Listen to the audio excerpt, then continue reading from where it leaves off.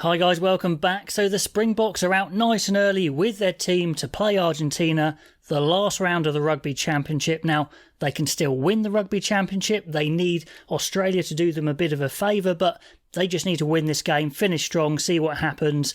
You know, they'll be absolutely desperate to have a good performance because they were caught a little cold against New Zealand in that first half last time out. So they'll be out for revenge in a way to prove it, that they're still a class outfit, which I think they are. Quite a lot of changes here. I think it's 9 changes in total. The majority of changes I think are really good changes. They're rewarding form, apart from one area, which we will talk about. I think it will be too strong for Argentina, and I expect them to perform really well, actually. So let's have a look at the team, and they're starting, as always, really, with their strongest props. Oxenche, I don't think, is fit yet, so we still see Kitshoff at loose head, Malherbe at tight head. Kitshoff might start at loose head anyway, but they're their starters. Malherbe maybe not the best game last time out.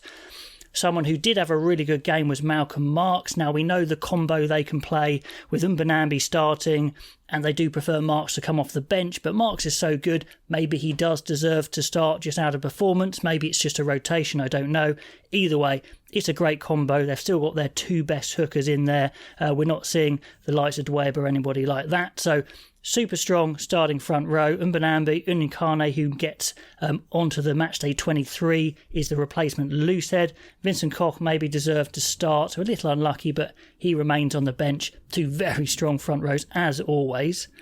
Second row is interesting. Etzbeth gets another outing. You know, a little bit cold last time out, understandable. He's going again. He'll have a big game, I'm sure. And Ori is rewarded for his great first performance in that first game against Australia. Klein maybe is a little unlucky not to play again, and they're reserving R.G. Snyman on the bench, an absolute monster of a replacement. I think he probably deserved to start, but again, what a great combo to bring on there with those starters and Snyman coming on. So really like the second rows. And then the back row is the form back row. Quagga Smith was okay. He was better when the second half started. Van Staden was brilliant in that first game. And again, with Khaleesi out, he will return at some point, Khaleesi, but with him out at the moment, Van Staden was the best performance, I thought, out of all the open sides. So good for him to get another start. Peter Steph Toy is the class act at blindside. He starts, and Vermeulen has been the best number 8 so far. Visa, I think, drops out of the 23 altogether. I think that's fair enough on performance. So that'll be interesting to see who actually gets the starting 8 shirt in the World Cup, I think. Though Dwayne Vermeulen, who's the captain this time, has a really good shout, actually, the veteran, to start. Then looking at the bench, like I said, Quagga Smith there is covering all the back row, and they're not playing a 6-2 split because we've got Faf de Klerk there covering 9. Am is on the bench. Now, is Am on the bench because they don't quite trust Creel, or is it just a change up? We'll come to the backs in a minute. And Willemse does indeed drop to the bench, probably his best position, covering fly half and the back 3 in this occasion. The backs, I like it. We've got Grant Williams and Libbok, the 2 young guys there, the inexperienced guys, but they've been the form players of the past 2 games. Williams has been awesome off the bench, and it's a different kettle of fish starting, of course, but let's see. Libbok looks really comfortable in his own game. A great runner of the ball, kick of the ball, pass of the ball. I think he's a really good player. Very small, you know, not that big physical 10, but it's such an exciting half-back pairing. I do wish them well. If they go really strong, they're making a push even to be starters. I mean, Pollard probably would come straight back in if he was fit, but if he's not fit, Libbok really needs to fire. So I wish those 2 have good games, actually, just for their sake, and South Africa's, of course. The centres, though, De Allende has just been drifting off, really. He's a good enough player, but he's not quite what he was.